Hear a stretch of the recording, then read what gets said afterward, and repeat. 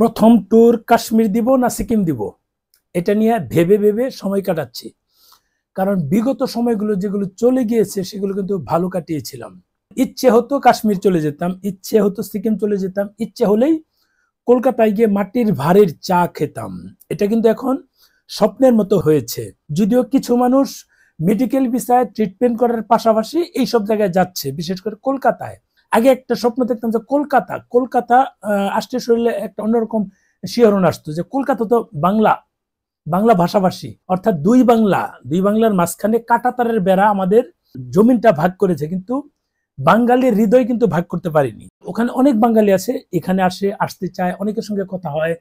আমরা যারা ওই পাশে যেতে চাই, ভালো লাগে, তাদের মধ্যে কিন্তু হৃদ্যতা যে সম্পর্ক, সেটা কিন্তু কখনোই আপনি মানে কাঁটাতারের বেড়া দিয়ে ভাগ করতে পারবেন না, বা দুই দেশের মাঝে যুদ্ধ যুদ্ধ ভাব রেখেও সেগুলো ভাগ করতে পারবেন না। এপার বাংলার মানুষ ওপার বাংলায় যাবে, ওপার বাংলার মানুষ এপার বাংলায় আসে, মানে স্বাভাবিক একটা প্রক্রিয়া ছিল। এটা কখনোই এরকম এই সিচুয়েশন অবস্থায়, এই বাজে অবস্থায় যায়নি। আমাদের একটা ট্র্যাজেডি হয়ে যায় এই সময়, কিন্তু ভারত থেকে তারা কিন্তু মানে হেল্প করার জন্য ডাক্তার পাঠিয়েছে, এটা কিন্তু সম্পর্ক বাড়ছে।